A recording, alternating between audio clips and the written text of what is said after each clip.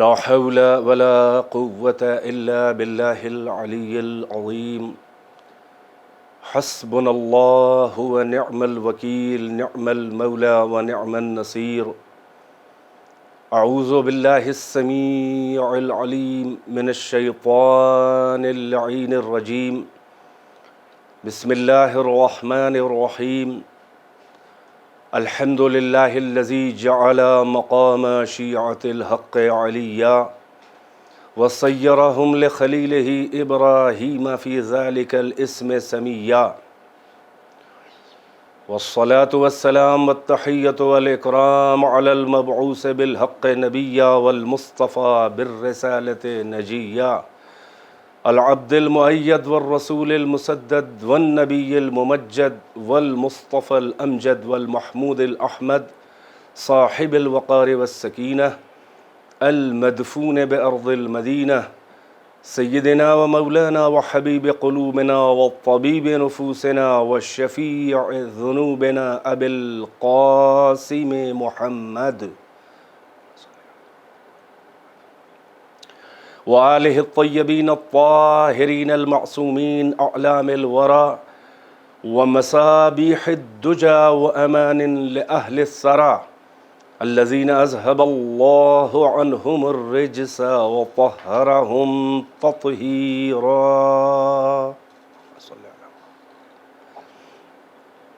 واللعنة الدائمة الباقية على أعدائهم وقتلتهم وغاصبي حقوقهم ومنكري فضائلهم والشاكين فيهم والمنحرفين عنهم. أما بعد فقد قال الله تبارك وتعالى في القرآن المجيد بسم الله الرحمن الرحيم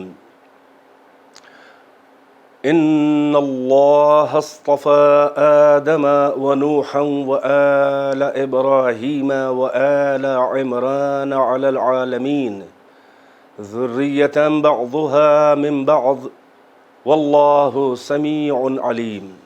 صلوات بر محمد و آل محمد.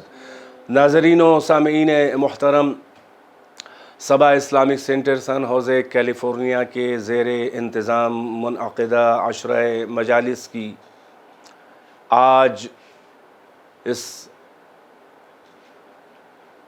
9 محرم الحرام کو نویں مجلس میں اپنے معروضات لے کر آپ کی خدمت میں حاضر ہوں.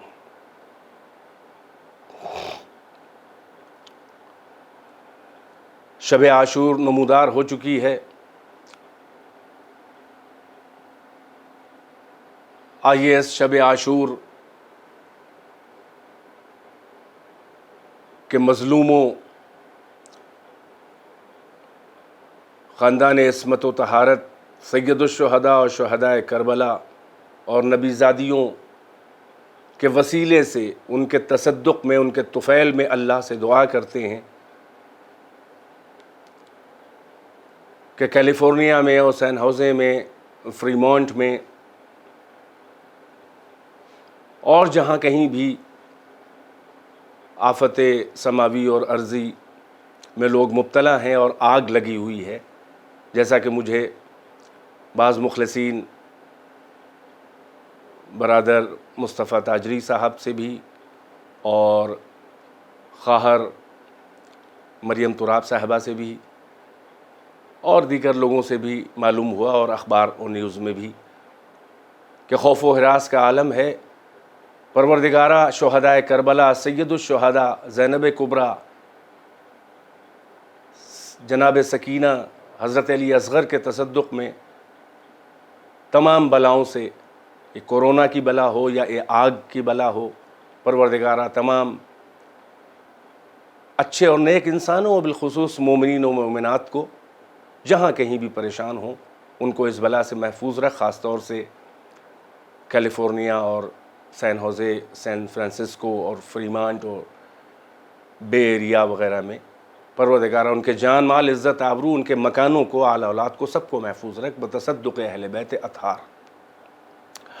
میں نے جس آیہ وافی ہدایہ کو عنوان سخن قرار دیا اور اس پورے عشرے میں اس کی تلاوت کا شرف حاصل کیا، جس کے ذیل میں میرا موضوع مسلسل ہر تقریر میں یہ رہا ہے کہ فلسفہ رسالت و امامت اور ان دو الہی منصبوں اور عہدوں کے لیے ضرورت و اہمیت عصمت و شہادت۔ ارشاد حضرت احدیت ہوا ان اللہ اصطفى آدم ونوحا وآل ابراہیم وآل عمران علی العالمین ذریۃ بعضها من بعض واللہ سمیع علیم۔ اللہ نے چن لیا ہے، مصطفیٰ قرار دیا ہے، اصطفیٰ کر لیا ہے، منتخب کر لیا ہے، چوز کر لیا ہے، اختیار کر لیا ہے، اپنا لیا ہے آدم کو، نوح کو، آل ابراہیم کو، آل عمران کو، علی العالمین، عالمین کے اوپر مصطفیٰ قرار دیا ہے، دونوں معنوں میں۔ یعنی ایک تو یہ کہ عصمت،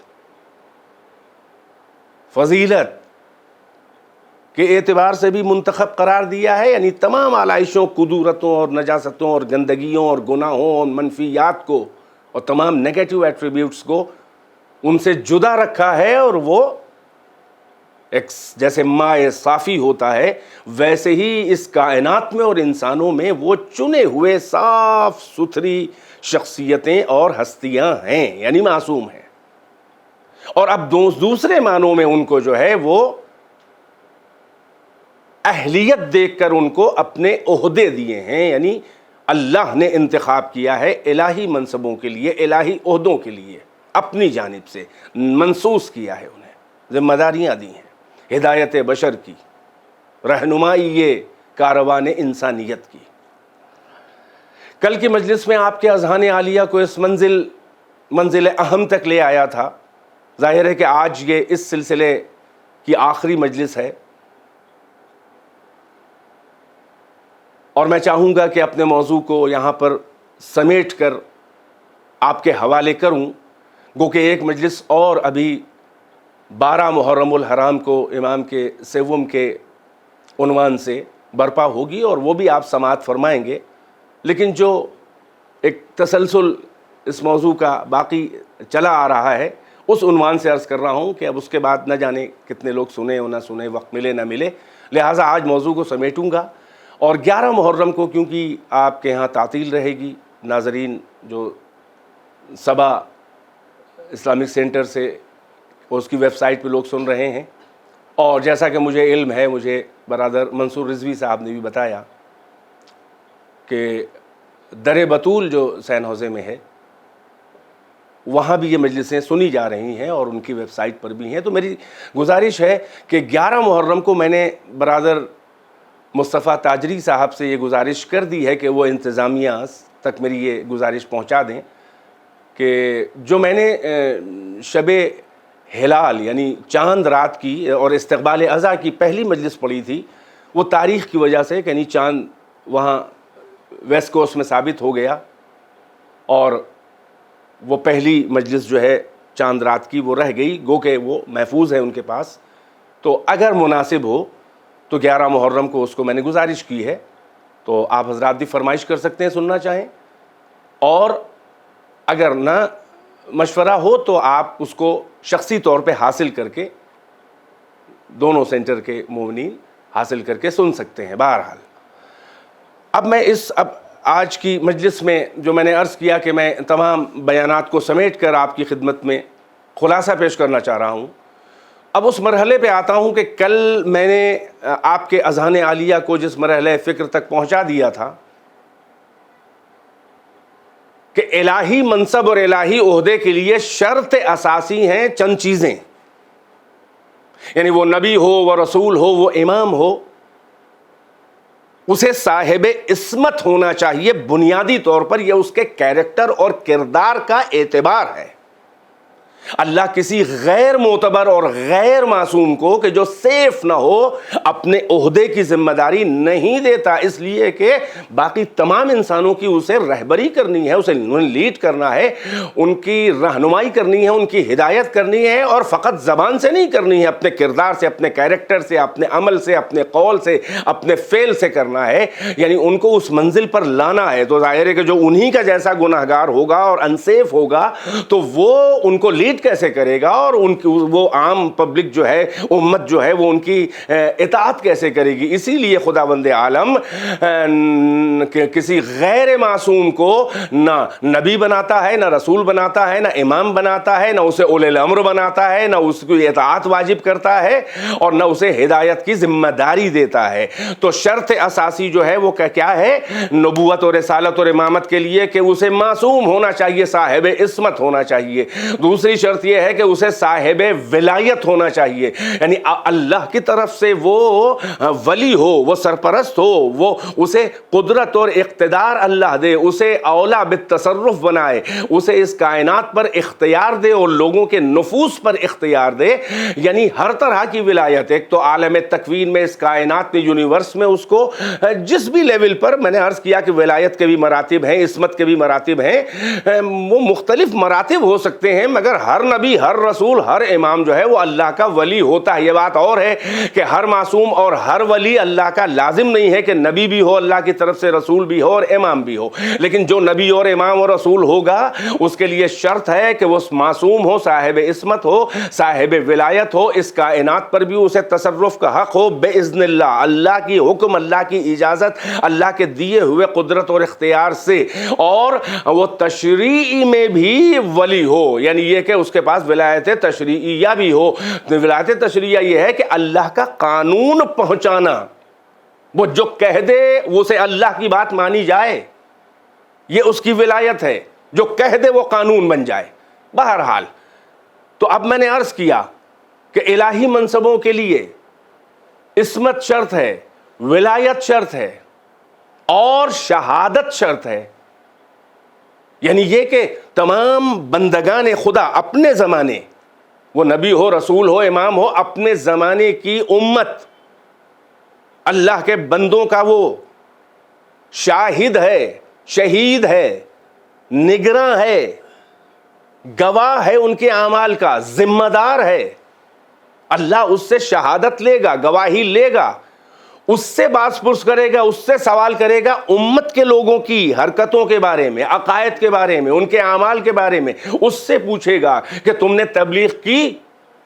جب امتیں انکار کریں گی تو وہ اتمام حجت بھی ہوگا قیامت میں۔ اس لیے اللہ نے ہر نبی، ہر رسول، ہر امام کو اپنے زمانے کے لوگوں اور امت کا شہید بنایا ہے، شہید علی الخلق بنایا ہے۔ اور میں نے یہ بھی کل عرض کیا تھا کہ ان تمام، یعنی عصمت اور ولایت اور شہادت، ان سب تمام ان ذمہ داریوں کے لیے بنیادی شرط یہ بھی ہے کہ اس کے پاس علم ہونا چاہیے۔ اور کون سا علم؟ اکتسابی، یہ دنیا والا علم، اس طرح کا نہیں کہ کسی استاد سے وہ حاصل کرے اور کسی کی کتابیں پڑھ کے، نہیں، بلکہ اللہ کی طرف سے حامل علم ہو، علم لدنی کا مالک ہو اللہ کی طرف سے، یعنی اللہ وحی و الہام کے ذریعے براہ راست اسے علم دے، وہ عالم ہو، اور اسے اعلم زمان ہونا چاہیے، اعلم الامت ہونا چاہیے، یعنی اپنے دور، اپنے زمانے کے تمام انسانوں میں سب سے بڑا جو عالم ہوگا وہی نبی اور رسول اور امام ہو سکتا ہے۔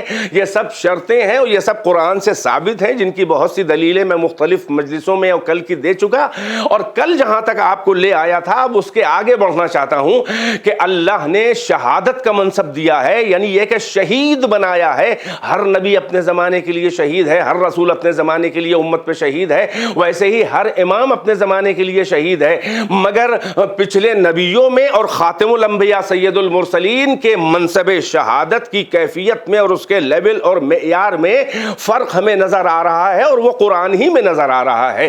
جیسے میں نے عرض کیا کہ ہر نبی اپنے زمانے کا شہید ہے، چنانچہ 2 آیتیں پھر سے تکرار کر کے آگے بڑھ جاؤں جلدی جلدی تاکہ آپ کا وقت ضائع نہ ہو اور نئے مطالب آپ کی خدمت میں پیش کروں۔ 2 آیتیں ہیں، پیغمبر کے لیے ہیں، نبیوں کے لیے ہیں، پیغمبر سے پہلے کے نبیوں کے لیے ہیں، پیغمبر کے بعد جو امت میں شہداء ہیں یعنی ائمہ ان کے لیے ہیں۔ جو نبیوں کے لیے ہے وہ کیا ہے؟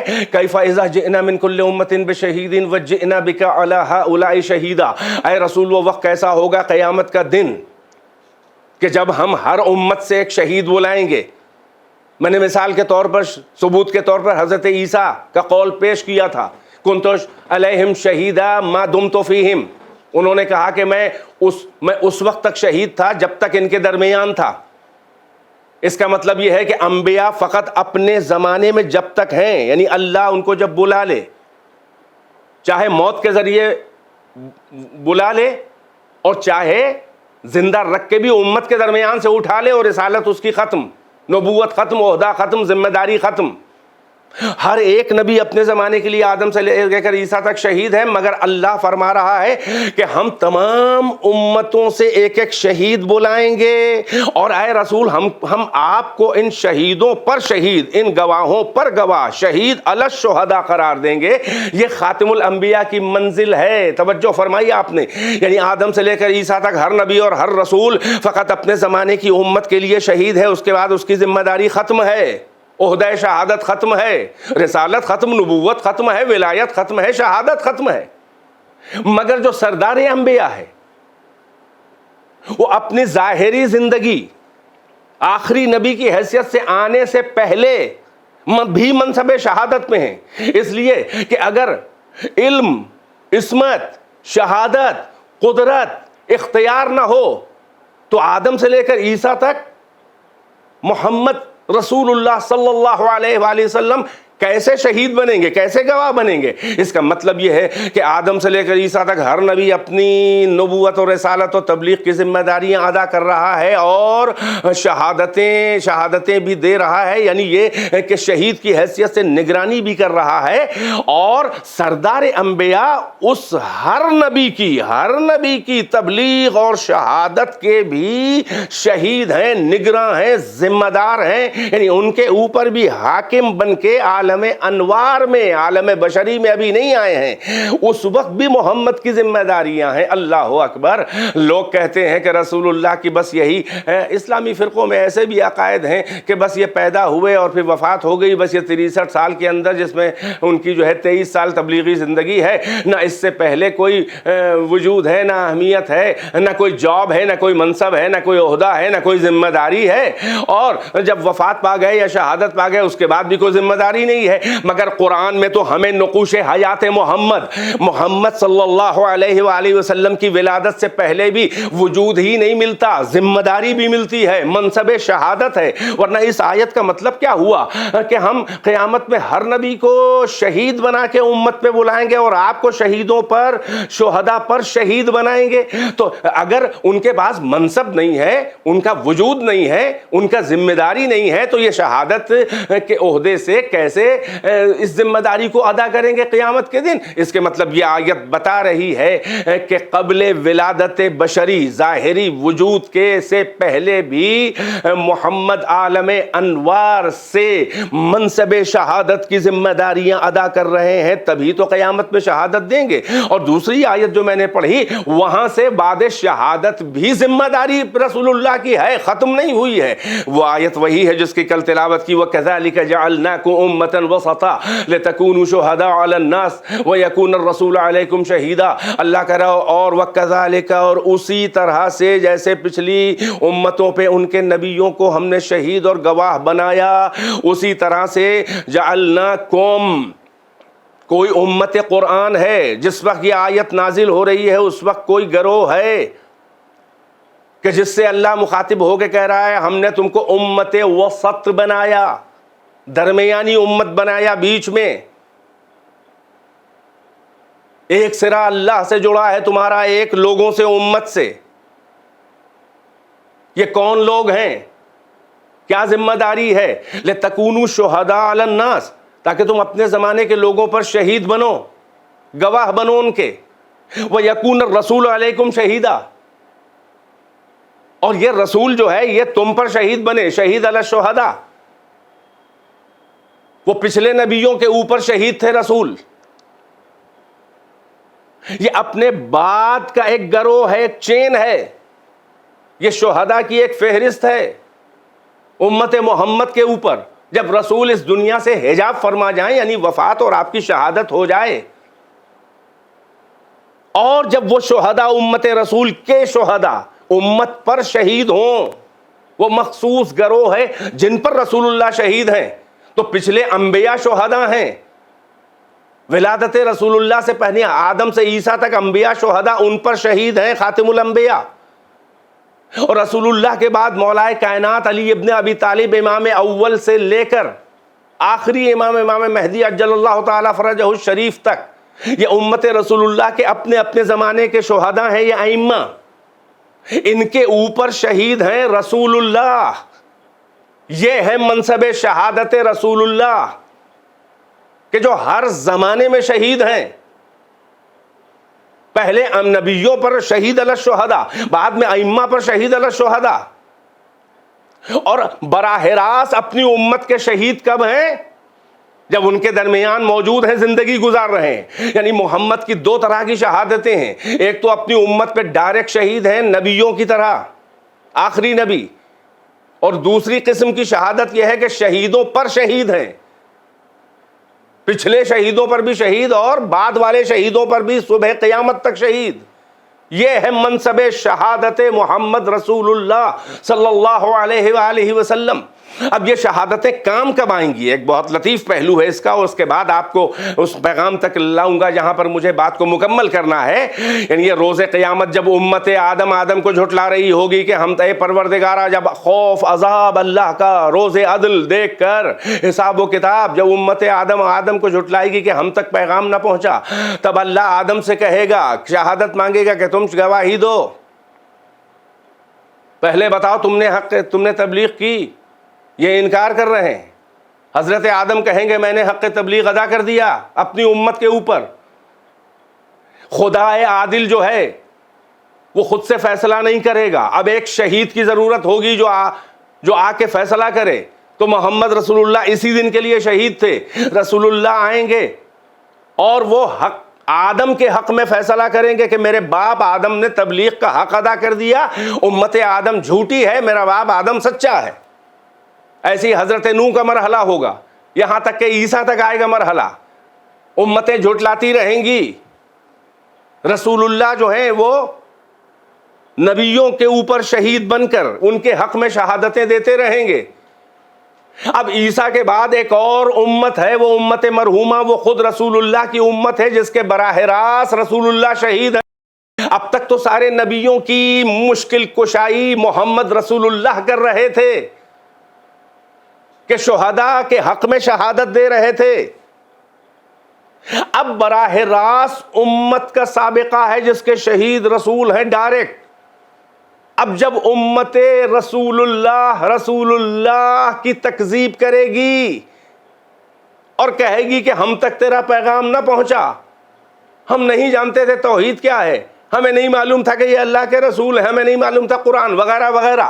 تو جب امت رسول اللہ، جب سردار انبیاء کی امت جو ہے وہ انہیں جھٹلا رہی ہوگی، تو پھر ایک گواہ کی ضرورت پڑے گی کہ جو رسول اللہ کے حق میں شہادت دے. وہ کون شہید ہے؟ وہ کون شہید ہے؟ وہ علی ابن ابی طالب امیر المومنین شہید ہے. اور یہ میں اپنی طرف سے نہیں کہہ رہا ہوں، اس لیے کہ رسالت کا شہید وہی ہے، وہی رسالت کا شہید ہے قرآن کی زبان میں. کہ جب وہ آیت آپ کے ذہن میں اور پہلے بھی پڑھ چکا کہ وَيَقُولُ الَّذِينَ كَفَرُوا لَسْتَ مُرْسَلًا قُلْ كَفَى بِاللَّهِ شَهِيدًا بَيْنِي وَبَيْنَكُمْ وَمَنْ عِنْدَهُ عِلْمُ الْكِتَابِ.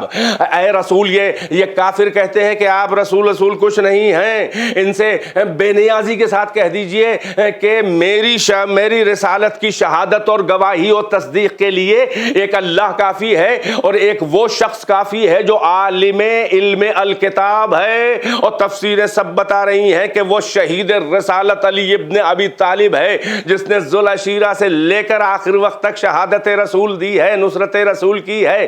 تو اب جو یہاں شہادت رسالت کی دینے والا ہے، وہی قیامت میں بھی جب رسول اللہ کو امت جھٹلا رہی ہوگی تو ایک شہید کی ضرورت ہوگی جو ہر وقت رسول کی ہر بات کی شہادت دے سکے. اور علی جو ہیں وہ رسول اللہ کے حق میں شہادت دیں گے.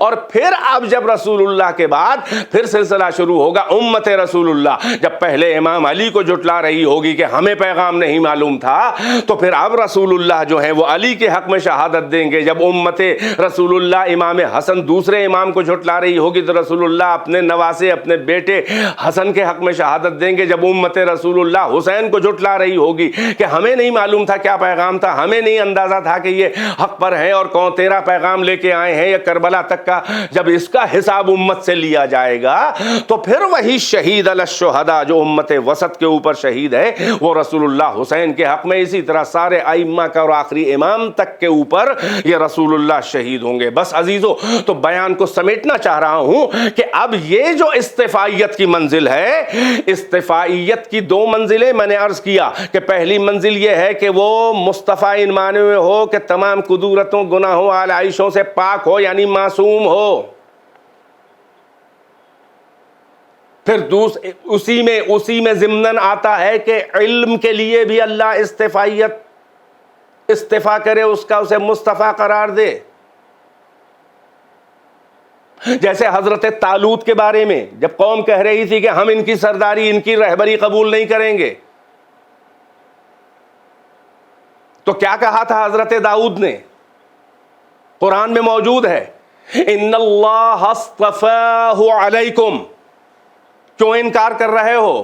غریب گھر کا دیکھ کر مال و ثروت نہیں ہے، وہ وجاہت نہیں ہے سرداروں والی جو تمہارے یہاں رائج ہے، نہیں، وہ معیار نہیں ہے، معیار رہبری ہے اصطفاء اللہ کی طرف سے۔ چنانچہ قرآن میں موجود ہے طالوت کے لیے کہ ان اللہ اصطفاہ علیکم وزادہ بسطۃ فی العلم والجسم، اللہ نے اسے مصطفیٰ قرار دیا ہے تمہارے اوپر، اور اس کی شرطیں بتا رہے ہیں، اس کا کرائیٹیرین، اس کا معیار کیا ہے، قرآن خود بتا رہا ہے کہ کون رہبر ہوتا ہے، کون امام ہوتا ہے، کون ہادی ہوتا ہے، کون لیڈ کرنے کا حقدار ہوتا ہے۔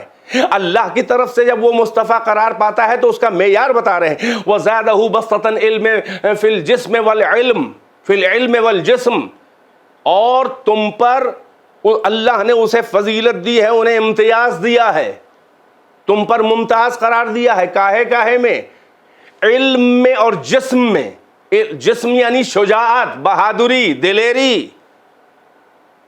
اس کا مطلب یہ ہے کہ استفائیت کا معیار منصب کے لیے علم ہے اور شجاعت ہے۔ اللہ اکبر۔ اب یہیں سے آپ اندازہ لگا لیں کہ بعد رسول اللہ کون ہے وہ آل ابراہیم کے جو مصطفیٰ ہیں، وہ ذریت ابراہیم کے جو مصطفیٰ ہیں، وہ کون ہیں، وہ کون ائمہ ہیں، وہ کون شہداء ہیں امت کے، کن کو حق ہدایت و حق رہبری اور حق امامت ہے۔ قرآن معیار بتا رہا ہے کہ جو علم و شجاعت میں سب سے آگے ہوگا اساسی شرطوں کے بعد، یعنی عصمت، ولایت، علم میں سب سے آگے ہو، عالم الامت ہو، عالم زمان ہو، اور اشجع الزمان ہو، اشجع الامت ہو، سب سے بڑا بہادر ہو۔ اور بالاتفاق اپنوں کیا غیروں نے بھی لکھا ہے کہ رسول اللہ کے بعد پوری امت میں، پوری کائنات میں نہ علی سے بڑا عالم گزرا ہے، نہ علی سے بڑا بہادر گزرا ہے۔ یہ دو متضاد صفتیں ہیں۔ یہ تاریخ ماہ و سال و تاریخ آدم و عالم میں اگر دیکھا جائے تو یہ دو متضاد صفتیں یعنی علم اور شجاعت ایسی ہیں، یہ اتنی کنٹراسٹ صفتیں ہیں کہ ایک ہی شخصیت میں اپنے پیک اور اپنے کلائمیکس اور اپنے کمال پر یہ ایک ساتھ جمع نہیں ہو پاتی ہیں۔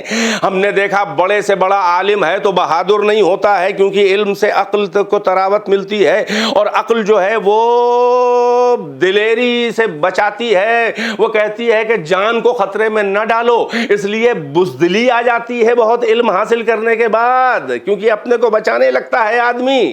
تو ہم نے دیکھا عالم ہے تو بہادر اس لیول کا نہیں ہوتا، اور اگر کوئی بہادر ہے تو عالم اس لیول کا نہیں ہوتا۔ یہ دو متضاد صفتیں ہیں جو کائنات میں اپنے معراج اور اپنے کمال پر کسی بھی میں جلدی جمع نہیں ہو پاتی۔ فقط علی ایک ایسی شخصیت ہے جو علم میں بھی سب سے آگے ہے اور شجاعت میں بھی سب سے آگے ہے۔ یہ ہے معیارات امامت، یہ ہے معیارات رہبری، یہ عہدہ الہی اور منصب الہی کا معیار ہے۔ چنانچہ ائمہ اہل بیت، حقیقت یہ ہے کہ جب تک اللہ کی طرف سے کوئی منصوص نہ ہو وہ امام نہیں ہو سکتا ہے، جب تک کہ اللہ کی طرف سے جیسے کہ نبی اور رسول نہیں ہو سکتا ویسے ہی منصوص من اللہ ہوگا تو امام ہوگا۔ اس لیے کہ جو بنیادی صفتیں ہیں رہبری اور امامت یا نبوت نبوت، رسالت اور امامت، 3 منصبوں کے لیے وہ باطنی صفتیں ہیں، اس کو ہر ایک نہیں جانتا۔ کوئی کیا جانے کہ یہ معصوم ہے، کوئی کیا جانے کہ یہ منصب ولایت لے کے آئے، کوئی کیا جانے کہ اس کے پاس علم کتنا ہے۔ یہی سبب ہے کہ اللہ ہی منسوس کرتا ہے، اللہ ہی ذمہ داری لیتا ہے کہ یہ معصوص ہے، یہ معصوم ہے، اور پھر اللہ ہی اس کے عہدے کی بھی ذمہ داری لیتا ہے اور اعلان کرتا ہے، یعنی اسے اپوائنٹ کرتا ہے۔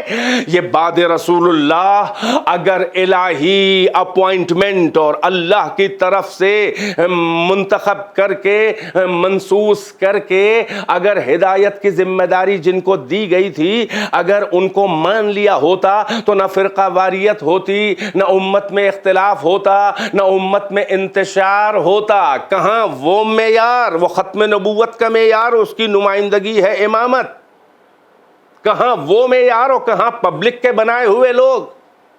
اسی لیے مختلف آیتوں میں معیار امامت بتایا ہے، بڑا سخت ہے۔ لا ینال عہد الظالمین، کئی بار سن چکے ہیں آپ اس آیت کو کہ ظالمین تک عہد نہیں جائے گا۔ اب امیر المومنین علی ابن ابی طالب ایک طرف ہیں اور امت اگر خود سے بنا رہی ہے تو سوچے کہ کتنے خطرے ہیں فتنہ و فساد کے۔ جب الہی عہدہ اس کے مرکز سے ہٹانے کی کوشش کی جائے گی تو فرقہ واریت تو ہوگی۔ اسلام فرقوں کے لیے نہیں آیا تھا، یہ فرقے امت نے بنائے ہیں۔ ایک دین ہے، اور یہ یاد رہے، ایک جملہ کہہ دوں کہ تشیع، شیعہ امیر المومنین، یہ شیعہ کوئی فرقہ نہیں ہے، ایک ہی دین ہے اسلام۔ ان اللہ اصطفیٰ لکم الدین فلا تموتن الا وانتم مسلمون۔ لیے پھر آ گیا، دین بھی مصطفیٰ ہے۔ اللہ اکبر، دین مصطفیٰ ہے۔ حضرت اسحاق، قرآن مجید میں آیت موجود ہے کہ اپنے بیٹوں کو بٹھا کے وصیت کر رہے ہیں اور کہہ رہے ہیں ان اللہ اصطفیٰ یا بنی ان اللہ اصطفیٰ لکم الدین ولا تموتن الا وانتم مسلمون۔ اے میرے بیٹو، اے میری اولاد، اللہ نے تمہارے لیے ایک دین مصطفیٰ قرار دیا ہے، چوز کیا ہے، منتخب کیا ہے، پسند کیا ہے، اختیار کیا ہے تمہارے لیے ایک دین، تو نہ مرنا مگر یہ کہ اسلام لائے ہوئے مسلم۔ یہ دیکھیے، دین اسلام ہے اور وہ بھی مصطفیٰ ہے۔ تو جب دین مصطفیٰ ہے تو دین کے رہبر مصطفیٰ کہاں سے نہیں ہوں گے؟ اللہ نے دین کو بھی مصطفیٰ قرار دیا ہے، اللہ رہبران نے دین کو بھی مصطفیٰ قرار دے گا۔ دین بھی اللہ ہی پیش کرے گا اور اس کے رہنما، اس کے محافظ، اس کی تبلیغ کرنے والے جو نبی کی شکل میں ہو یا امام کی شکل میں ہو یا رسول کی شکل میں ہو، وہ اللہ ہی بھیجے گا۔ لہٰذا آپ اندازہ لگائیے کہ رسول اللہ کے بعد یہ فرقہ واریت شروع کی گئی ہے، ایک ہی دین ہے، فرقے تو لوگوں نے پیدا کیے ہیں، اور یہ تشیع اور شیعت کو اگر کوئی فرقہ کہے، یہ فرقہ نہیں ہے، یہ دین خدا اسلام کا وہ چہرہ ہے اور وہ چینل ہے، یہ معتبر چہرہ اور چینل اور یہ راہ ہے، یہ وہ دروازہ ہے تشیع، یعنی شیعہ امیر المومنین علی ہونا۔ یہ وہ وسیلہ ہے کہ جس چینل سے، جس وسیلے سے اللہ کے دین اسلام حقیقی کو فالو کیا جاتا ہے۔ اگر رسول اللہ کے بعد شیعہ کا وجود ہوتا تو ہم کہتے فرقہ ہے۔ شیعہ علی تو رسول اللہ کے زمانے میں کتنے اصحاب شیعہ علی کہلاتے تھے، سلمان، ابو ذر، مقداد، عمار وغیرہ وغیرہ۔ تو تشیع کی داغ بیل اسلام کے ساتھ ساتھ پڑی ہے، یعنی امیر المومنین کو جو اپنا ولی اور رسول کا خلیفہ اور امام منصوص من اللہ مانے گا وہ شیعہ کہلائے گا، اور یہی تو اسلام ہے۔ اس لیے کہ یہ تینوں چیزیں ایک دوسرے میں گتھی ہیں، انٹروائنڈ ہیں، ان کو الگ ہی نہیں کیا جا سکتا ہے۔ وہ دیکھیے، ذریت ابراہیم میں رسول مانگنا اور ذریت میں ہی ابراہیم کا امام مانگنا، اور اللہ کا بھی دیکھیے یہ کہہ دینا کہ انما ولیکم اللہ ورسولہ ورسولہ والذین آمنوا الذین یقیمون الصلاۃ ویؤتون الزکاۃ وہم راکعون. تمہارا ولی و سرپرست اور حاکم و ذمہ دار و اولا بالتصرف جو ہے وہ کون ہے؟ اللہ ہے، رسول ہے، اور وہ مومن ہے کہ جو اقامہ صلاح کرے اور حالت رکوع میں زکوٰۃ دے. وہ امیر المومنین کے علاوہ کوئی نہیں ہے. یہی ولایتیں ہیں کہ اس کو چلتے چلاتے میدان غدیر میں ممبر کے اوپر پیغمبر نے حکم بلغ کے بعد جب اللہ نے کہا یا ایھا الرسول بلغ، پہنچا دیجئے وہ حکم، اگر آپ نے نہ پہنچایا تو آپ نے رسالت کا کام نہ کیا. اور رسول اللہ نے اسی ترتیب کو آیہ ولایت کی ممبر پہ پیش کیا. یعنی میں یہ کہنا چاہ رہا ہوں علی کی ولایت اور امامت کوئی الگ سے نہیں ہے، بعد میں نہیں ہے، ساتھ ساتھ چل رہی ہے. توحید کے ساتھ چل رہی ہے، رسالت کے ساتھ چل رہی ہے.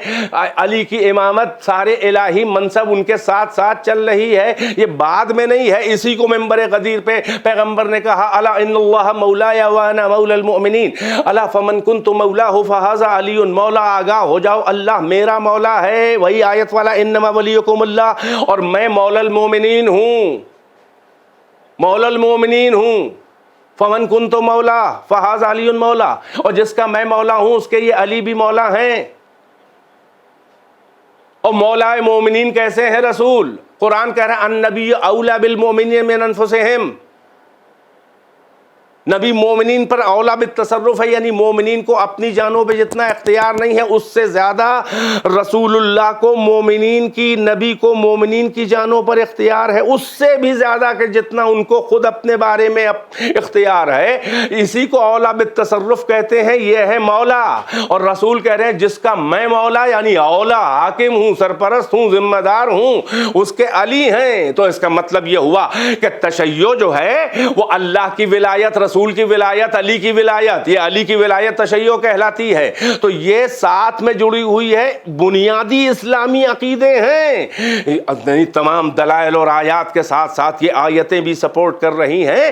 اور شاید اسی لیے پیغمبر کی حدیث تھی مجمع اصحاب میں کہ من مات ولم یعرف امام زمانہ مات میتۃ جاہلیہ. جو مر جائے اس حالت میں کہ اپنے وقت کے امام حق کی، جسے اللہ نے بنایا ہے، اس کی معرفت نہ ہو تو وہ جاہلیت کی موت مرا. یعنی یہ کہ اسلام کی موت نہیں مرا، وہ غیر اسلامی موت مرا. وہ اسلام اور قرآن والی دین خدا رسول اللہ جس دین کو پیش کر کے گئے اس پر اس کی موت نہیں ہوئی ہے. تو اب یہ امامت کو لوگ جو فروع دین کے خانے میں رکھ دیتے ہیں، ذرا اندازہ لگائیے کہ توحید پہ جو نہ مرے وہ بھی جو ہے وہ غیر مسلم مرا، جو عقیدہ رسالت و ختم نبوت پہ نہ مرے وہ بھی ہے وہ جاہلیت کی موت مرا، اور جو عقیدہ امامت پہ نہ مرے، کون سی امامت؟ اپنے وقت کا امام، وہ بھی جاہلیت کی موت مرا. اب ہو سکتا ہے کوئی کہہ دے کہ نہیں ہم بھی قائل ہیں اس کے، تو بعد رسول اللہ اسی لیے تو ہم کو اتنا ٹینشن تھا.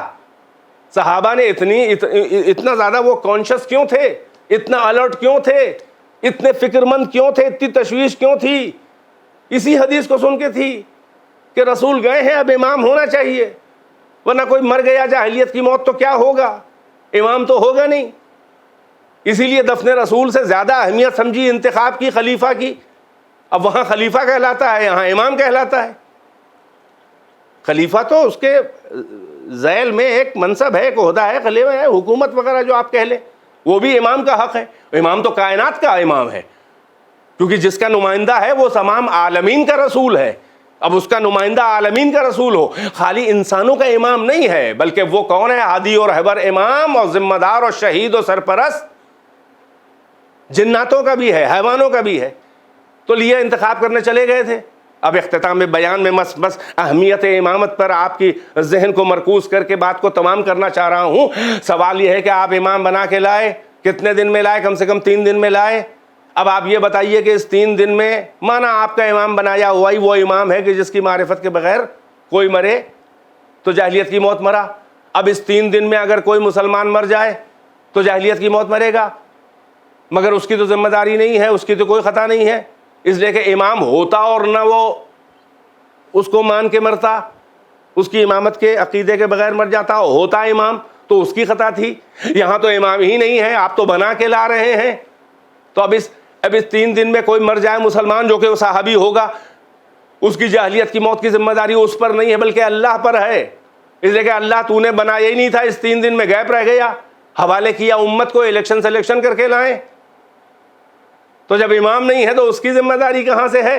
دیکھا آپ نے نظام ہدایت کیسا مختل ہو رہا ہے، نظام ہدایت کیسا ڈسکنٹینیو ہو رہا ہے، اور وہاں پر حجت کی ضرورت ہے ہر زمانے میں، کیونکہ شیطان جو ہے وہ باہر سے بہکا رہا ہے۔ ہر زمانے میں امام کا کام ہی یہ ہے کہ حملہ ابلیس سے بندگان خدا اور امت کو بچائے، تو ادھر تو ابلیس اکیلا رہ گیا بہکانے کے لیے، کیونکہ حجت نہیں ہے، امام نہیں ہے۔ اسی لیے اللہ کا نظام یہ ہے کہ نبی جانے نہ پائے امام آ جائے، ہیں من کنت مولا ہو فہذا علی مولا، ابھی سے علی مولا ہے جس کا میں مولا ہوں۔ یعنی ایک ذرا سا بھی گیپ نہ آئے، ذرا سا بھی ٹائم کا گیپ نہ آئے، ایک نینو سیکنڈ کا بھی گیپ نہ آئے، یعنی پچھلا جانے نہ پائے اگلا آ جائے۔ ہر نبی کے زمانے میں یہی نظام رہا، تو خاتم الانبیاء کے جانے کے بعد کہاں سے کوئی ہوگا؟ یاد رہے خلیفہ بعد میں آتا ہے، امام پہلے، امام ساتھ میں آتا ہے۔ چنانچہ امیر المومنین خود ان میں جو صلاحیتیں ہیں وہ اپنی جگہ پر ہیں، مگر اللہ اور رسول کی طرف سے جو نص ہے، جو اپوائنٹمنٹ ہے، وہ سب آیات قرآنی میں موجود ہے، اور یہ امام کا عہدہ ہے، یہ ذمہ داری ہے۔ اگر علی کی امامت کا انکار نہ کیا ہوتا تو اسلام میں فرقہ واریت نہ ہوتی، یہ فتنہ و فساد نہ ہوتا، یہ رسوائی نہ ہوتی، یہ کربلا نہ ہوتی۔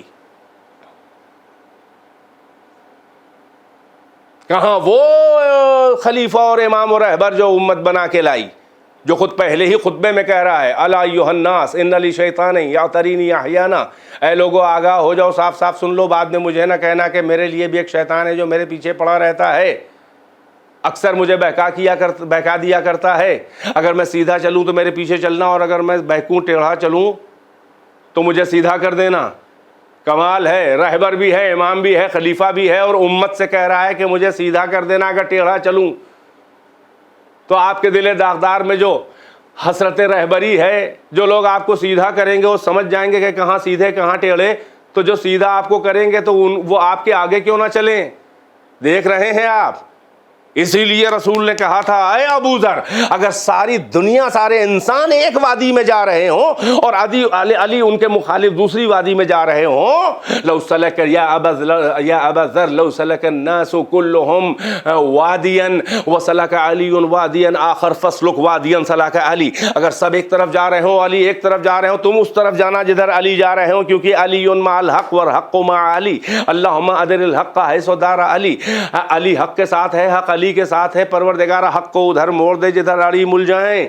یعنی وہ اور لوگ ہیں کہ جب تک حق کے پیچھے چلے تب تک کہ وہ ریکگنائزڈ ہیں، معتبر ہیں، اور ادھر حق سے ذرا سا ڈیویشن ہوا، ذرا سا بھی کھسکے منحرف ہوئے، ان کا اعتبار گیا۔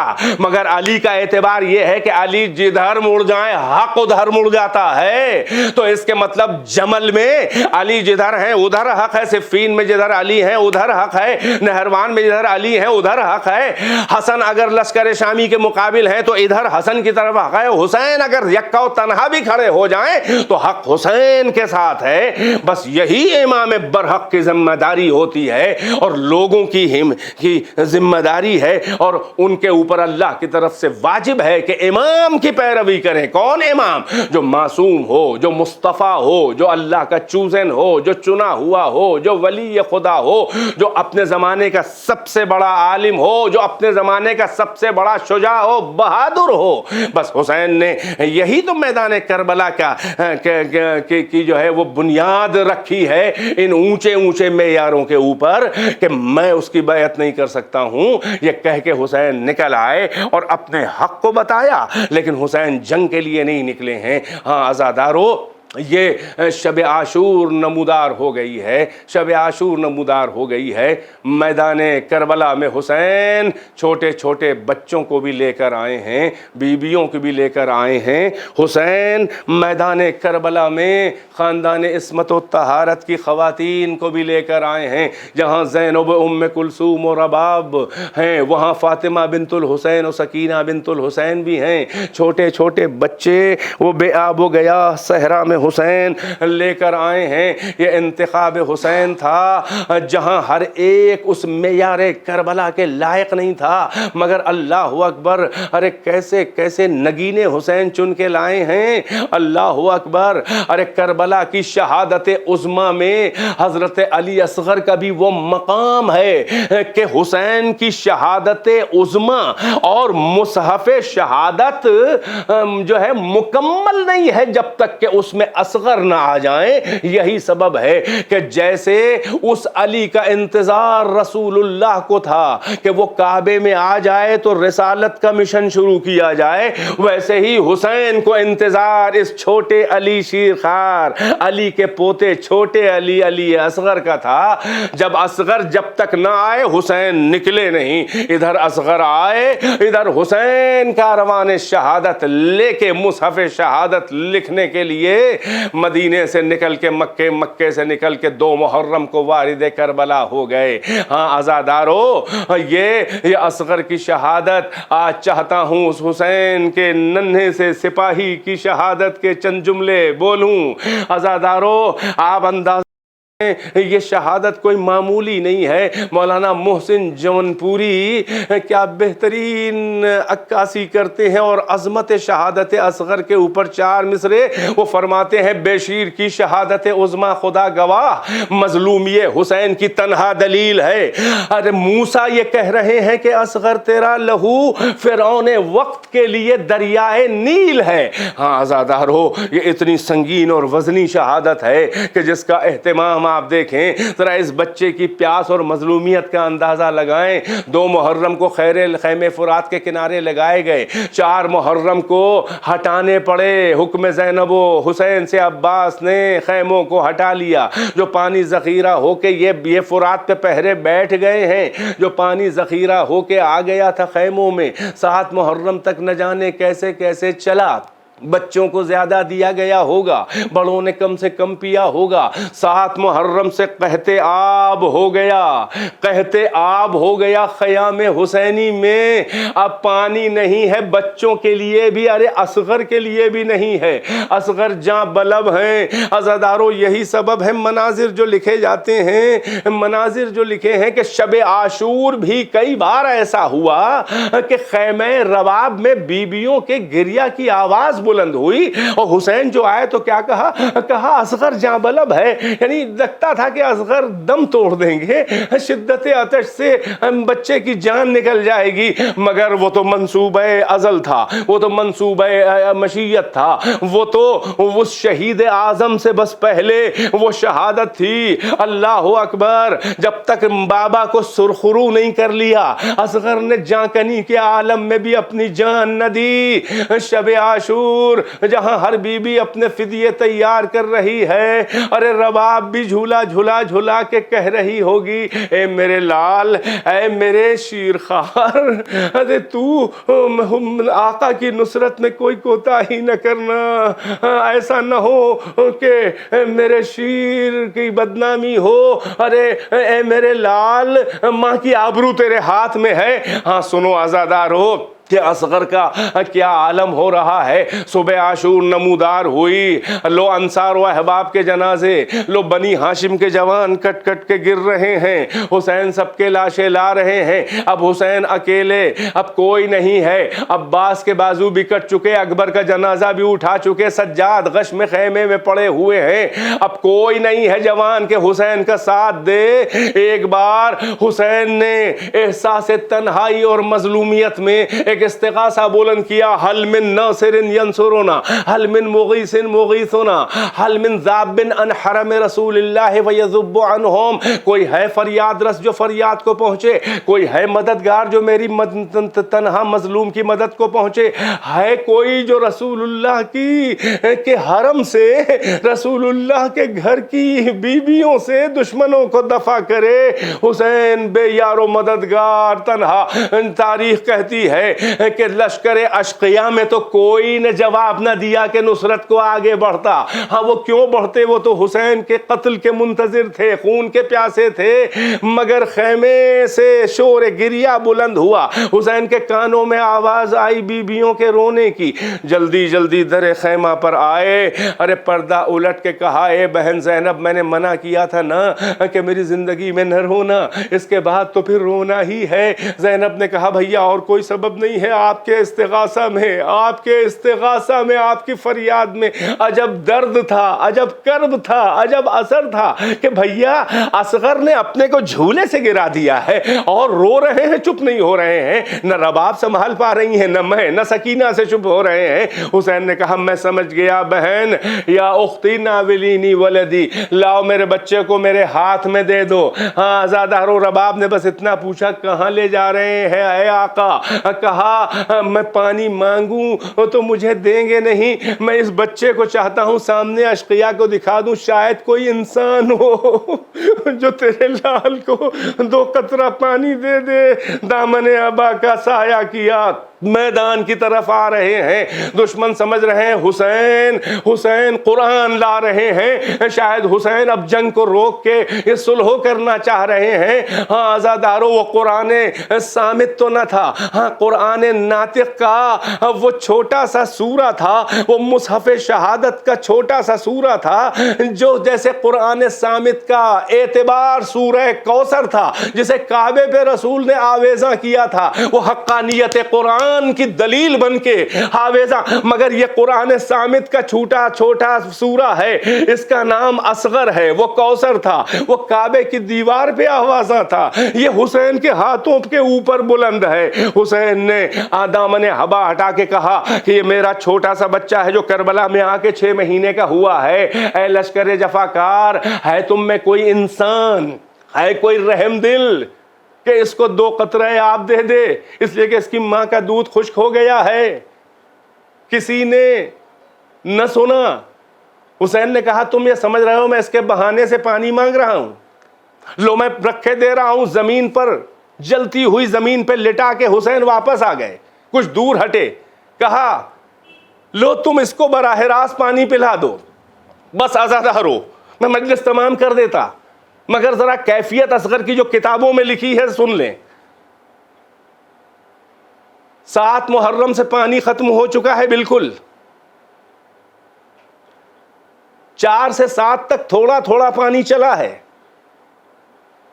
آپ کو معلوم ہے کہ جو شیرخوار بچے ہوتے ہیں وہ پانی الگ سے زیادہ نہیں پیتے, بلکہ ماں کے شیر سے ان کے پانی کی کمی بھی جسم کی پوری ہوتی ہے. ادھر گھوڑوں کے لشکر کے رسالے, زمین کربلا گھوڑے کی ٹاپوں سے ہل جاتی تھی جس سے خواتین کے دل دہل جاتے تھے. مادر اصغر حضرت رواب ایک تو پیاسی, دوسرے خوف و دہشت میں شیر خشک ہو گیا تھا, تو کہنے دیجئے یہ بچہ اور پہلے سے پیاسا تھا. اب کیفیت جو کتابوں میں لکھی ہے, اصغر کو حسین نے زمین پہ لٹایا, دور ہٹ گئے. جانتے ہیں کیا کیفیت لکھی ہے؟ کیفیت یہ لکھی ہے کہ بچہ منہ کھولتا تھا, اس میں سکت نہیں تھی کہ کروٹ لے. ارے بہت سے لوگوں نے ایک یہاں پر تشبیہ دی ہے, وہ مچھلی کی دی ہے. کہاں مچھلی کی موت سے پہلے 3 مرحلے 3 سٹیجز ہوتی ہیں. جب پانی سے نکالی جائے تو اس میں جان ہوتی ہے, وہ اچھلتی ہے. اس کے بعد جب اس کی جان کم ہونے لگتی ہے تو پھر اب اچھل نہیں پاتے, بلکہ داہنے بائیں کروٹ لیتی ہے, منہ کھولتی ہے, بند کرتی ہے. اس کے بعد اب موت سے پہلے اس کی آخری اور تیسری سٹیج یہ ہوتی ہے کہ اب کروٹ بھی مچھلی نہیں لے پاتی, بلکہ ایک ہی کروٹ پڑی ہوئی جانکنی کے عالم, روح نکل رہی ہوتی ہے اس کی, وہ منہ کھولتی ہے اور بند کرتی ہے شدت عطش میں, پیاس میں. اسے زبان عربی میں, لغت میں کیا کہا جاتا ہے؟ اس مچھلی کی آخری کیفیت کو موت سے پہلے اسے تلذی کہا جاتا ہے. تلذی کرنا صاحبان اولاد، اے چھوٹے چھوٹے بچوں کی ماں ہو، ذرا اندازہ لگاؤ حسین نے کیا کہا لٹا کے دور سے کہ اے لشکر جفاکار، اما ترون ان طفلی یتلذی، کیا دیکھ نہیں رہے ہو کہ میرا بچہ تلذی کر رہا ہے، یعنی مچھلی کی طرح منہ کھول رہا ہے، جان نکل رہی ہے۔ کسی نے نہ سنا، حسین نے کلیجے سے بچے کو لگایا اور کہا اے میرے لال تو اپنے بابا کو معاف کر، یہ تیرے بابا کی مظلومیت ہے کہ تجھے انہیں یقین دلانے اتمام حجت کے لیے زمین پہ لٹانا پڑا۔ پھر کہا حسین نے اے میرے لال، ارے میں حجت خدا ہوں تو میری حجت ہے، اے میری حقانیت اور مظلومیت کی سب سے وزنی دلیل جو دیکھنے میں سب سے چھوٹی ہے، اے وہ مہر جو کسی دستاویز کا اعتبار ہوتی ہے۔ ارے سارے شہید دستاویز شہادت کی ایک ایک لائن ایک ایک سطر ہیں، مگر ایک مہر آخر میں لگائی جاتی ہے کہ جو سب کا اعتبار ہوتی ہے، وہ مہر دیکھنے میں سب سے چھوٹی ہوتی ہے، مگر دستاویز کی ساری اعتماد اور اعتبار اسی مہر پہ ہوتا ہے۔ ارے سب شہداء ایک ایک لائن ہیں دفتر شہادت کی، مگر دستاویز شہادت کی یہ آخری مہر جو معتبر ہے، سب کو اعتبار دینے والی، یہ اصغر کی شہادت ہے۔ ارے کہا ہے میرے لال تو بھی حجت تمام کر دے، میری مظلومیت کا اشتہار اور اعلان کر دے، تاکہ صبح قیامت تک کسی دین کی وجہ سے نہیں، کم سے کم تیری مظلومیت کی وجہ سے میری حقانیت سب پر عیاں ہو جائے۔ جو بھی انسان ہو وہ سمجھ لے کہ یہ انسان نہیں، یہ درندوں سے بدتر تھے، جس نے تجھے بھی پانی نہ دیا۔ سنو عزادارو، ارے اصغر سے فقط کہا تھا اتمام حجت کر، لیکن انداز تو نہیں بتایا تھا۔ شعور دیکھیے کہ امام کی آواز سے گریہ کر کے بتایا کہ ہمیں لے چلیے، اور اب خود سے اصغر نے سوکھی ہوئی اینٹھی ہوئی زبان نکالی، سوکھے ہونٹوں پہ پھیر کر اپنے چہرے کو ادھر ادھر گھمایا۔ ایک انقلاب سا برپا ہونے لگا، بغاوت کے آثار۔ عمر ابن سعد نے دیکھا کہ بہت خطرناک حالات ہے، کہا آئینہ ہرملہ، ہرملہ کہاں ہے؟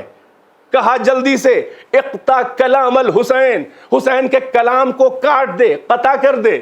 یعنی دشمن بھی جانتا تھا کہ یہ بے زبان کلام حسین ہے، زبان حسین ہے، ترجمان حسین ہے، اعتبار حسین ہے۔ ادھر ہرملہ نے تیر چلایا، اصغر نے کہا بابا تیار، سب سے بڑا امتحان ہے، بھیا علی اکبر کا جنازہ اٹھانا بھی کم نہ تھا، مگر بابا میں وزن میں کم ہوں، لیکن یہ شہادت بہت وزنی ہے، یہ آپ کے لیے بڑا امتحان۔ ادھر تیر فضاؤں میں چلا، بچے کے گلے پہ آ کے لگا۔ جانتے ہیں 3 بھال کا تیر، ننھا سا بچہ، تیر کا وزن زیادہ تھا، بچے کا وزن کم تھا۔ روایت نے بتایا کیا حال ہوا، جیسے ہی تیر لگا فانقلب الصبی علی یدی ابی، بچہ باپ کے ہاتھوں پہ الٹ گیا۔ حسین کا بازو بھی تیر سے چھدا، ارے چلو لگایا، خون ناحق۔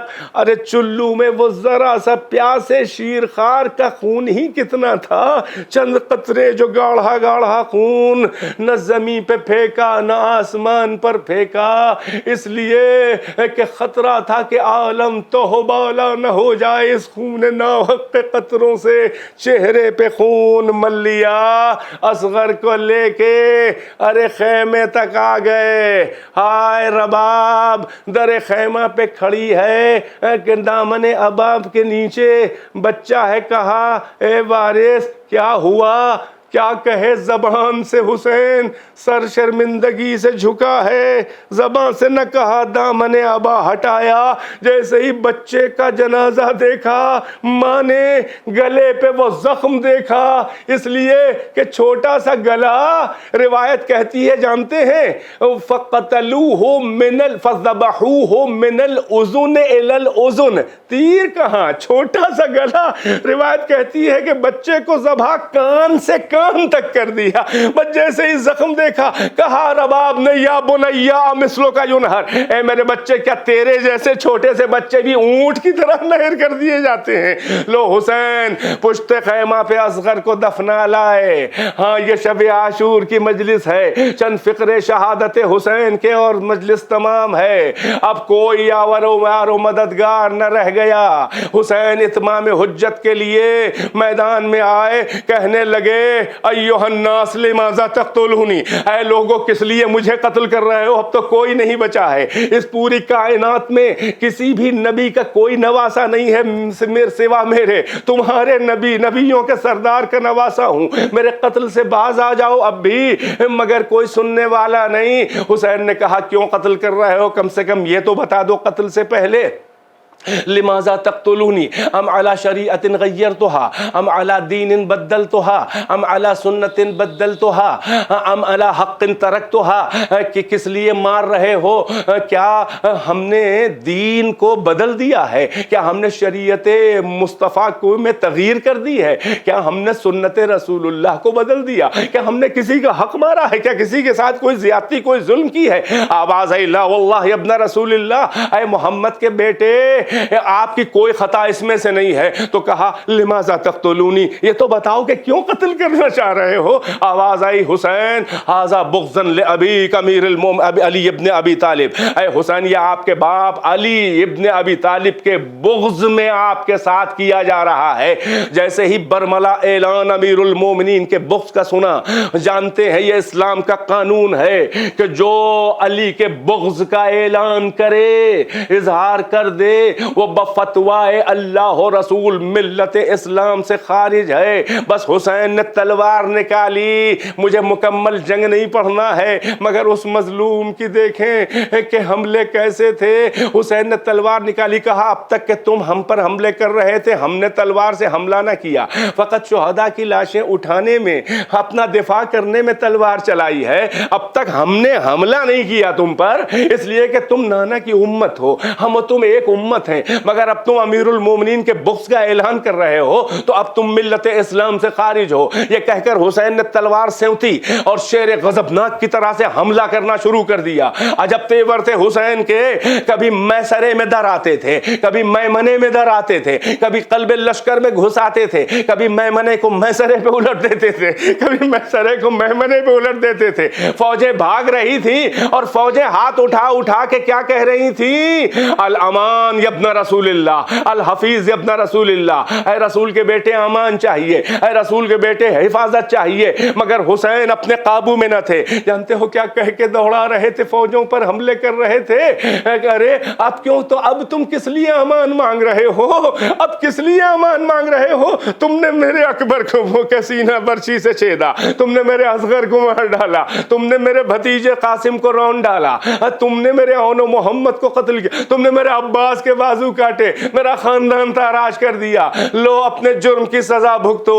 کوئی قابو میں حسین آ نہیں رہے تھے. حمید ابن مسلم کہتا ہے کوفے کی دیواروں سے فوجیں ٹکرا رہی تھیں, فوجیں ٹکرا, وہ کہتا ہے کہ حسین کا عصر عاشور کا منظر ایسا تھا کہ عرب میں اب ضرب المثل حسین کی شجاعت, یعنی کربلا سے پہلے ان کے بابا علی کی شجاعت اور حملوں کی مثال دی جاتی تھی, مگر عصر عاشور کے بعد سے حسین کے حملوں کی مثال عرب میں شجاعت میں دی جانے لگی. لو حسین قابو میں نہیں تھے کہ آواز آئی یا ایھا الذین آمنوا اوفوا بالعقود, اے لوگو اپنے اپنے وعدے کو وفا کرو, اپنے عہد کو پورا کرو. یہ ندائے غیب تھی. ارے شمشیر کے نیام میں شمشیر کو رکھا, سر جھکا کے پشت فرس پر ڈگمگانے لگے, ہر طرف سے فوجوں نے گھیرا. ارے کوئی نیزہ مارتا تھا, کوئی تلوار مارتا تھا, کوئی تبر مارتا تھا, کوئی تیر مارتا تھا, جس کے پاس کوئی اسلحہ نہیں ہو وہ پتھر مارتا تھا.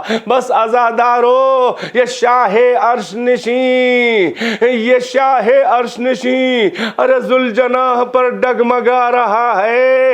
ادھر سے نیزے مارے جاتے ہیں, جب گرنے لگتے ہیں دوسری طرف تو دوسری طرف سے نیزہ بردار سنبھال دیتے ہیں. ایک بار ایک سے سنان ابن انس کا نیزہ حسین کے سینے پہ لگا، پیشانی اقدس پہ ایک پتھر لگا، ارے حسین مائل بزمیں ہوئے، ہاں زمین پہ کہاں، تیروں پہ حسین کا جسم نازنی ٹھہرا ہوا ہے۔ بس عزیزو اب وہ منزل آنے والی ہے کہ سجدہ معبود میں حسین بنا لا الہ رکھ رہا ہے، شمر کا خنجر رواں ہے، ماں فریاد کر رہی ہے، زینب تلے زینبیہ بلندی پہ کھڑی وہ منظر دیکھ رہی ہے، مگر حسین سجدہ الہی میں عہد و وفا پورا کر رہے ہیں، عہد کو وفا کر رہے ہیں، وعدہ پورا کر رہے ہیں، اور یہ دعا و مناجات کر رہے ہیں، بسم اللہ و باللہ وفی سبیل اللہ وعلی ملت رسول اللہ، الہی قد وفیت بعہدی اوف بعہدک، اے پالنے والے میں اپنا وعدہ پورا کر چکا، اب تو اپنا عہد بھی پورا کر دے، نانا کی امت کو بخش دے،